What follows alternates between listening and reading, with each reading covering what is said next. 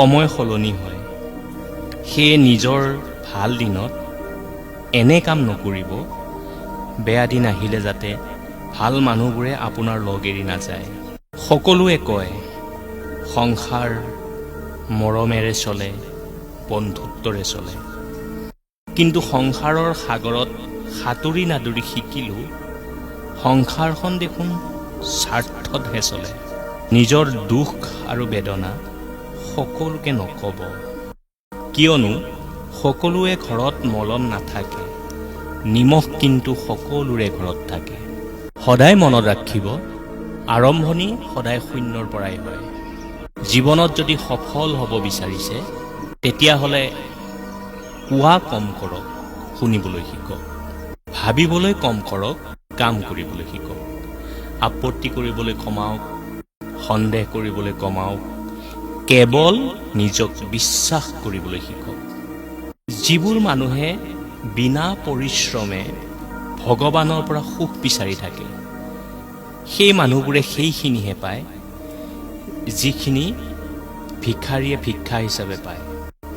সেয়ে মূল্য পাবলৈ হ'লে সদায় প্ৰস্তুত থাকিব। প্ৰায়বোৰ কথাতে আপত্তি কৰা মানুহবোৰেই সকলোতকৈ বেছি দুৰ্বল। বিষতো ইমান বিষ নাথাকে যিমান বিষ আজিকালি মানুহৰ হৃদয়ত আনলৈ বুলি থাকে। সেই আনক আশা কৰা বাদ দিয়ক আৰু নিজৰ মনত এইটো বহুৱাই লওক, আপোনাৰ অবিহনে আপোনাক কোনেও সফলতা দিব নোৱাৰে। এটাই নিয়ম বনাই লওক, হাৰ নামানিব, কেৱল আগবাঢ়ি যাওক। এইটো মনত ৰাখক, পৃথিৱীত সফলতা পোৱাটো কেতিয়াও অসম্ভৱ নহয়। জীৱনত যিসকলে আপোনাৰ সফল হোৱাটো নিবিচাৰে, তেওঁলোকৰ কাৰণে ইমানেই কষ্ট কৰক যাতে আপোনাৰ সফলতা দেখি তেওঁলোকে আপোনাক চেলুট দিবলৈ বাধ্য হয়। নিজকে কেতিয়াও আনৰ লগত তুলনা নকৰিব, কিয়নো সূৰ্য আৰু চন্দ্ৰয়ো নিজৰ নিজৰ সময়তহে পোহৰ দিয়ে। সফলতা এবাৰতে নাহে। অসফলতাই ইয়াকে কয় যে আমি সময়ৰ সৎব্যৱহাৰ কৰিব জনা নাই। অসমীয়াতে এষাৰ কথা আছে, সময়ৰ শৰ মাৰিব নাজানিলে শৰ পহুৰ মঙহ খাব নোৱাৰি। যদি আমাৰ জীৱনটো মূল্যৱান বনাব বিচাৰোঁ, তেতিয়াহ'লে সময়ৰ প্ৰতি ধ্যান দিব লাগিব। কাৰণ সময় অমূল্য ধন।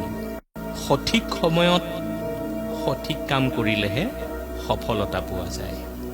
পণ্ডিতসকলে ঠিকেই কৈছিল, জীৱনত পৰাজয় বৰণ কৰাটো প্ৰয়োজন নাই, জয়ী হোৱাটো প্ৰয়োজন নাই। জীৱনটো এটা খেল হয়, ইয়াক খেলিব লাগে। বহুত সৌভাগ্যশালী হয় সেইসকল যিসকলে বুজাৰ সময়তে বুজে। কেতিয়াও নিজকে সকলো বুলি নাভাবিব, কিন্তু সদায় এটাই ভাবিব, আপুনি সামৰ্থ্যৱান হয়, যিয়ে নেকি সকলো কৰিব পাৰিবই।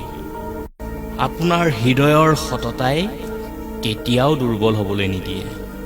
আপোনাৰ বিশ্বাসে আপোনাক কেতিয়াও দুখী হ'বলৈও নিদিয়ে। আৰু আপোনাৰ পৰিশ্ৰমে আপোনাক কেতিয়াও অসফল হ'বলৈ নিদিয়ে। সদায় মনত ৰাখিব, এটা সৰু পৰিৱৰ্তনে এটা ডাঙৰ সফলতাৰ অংশ হ'ব পাৰে।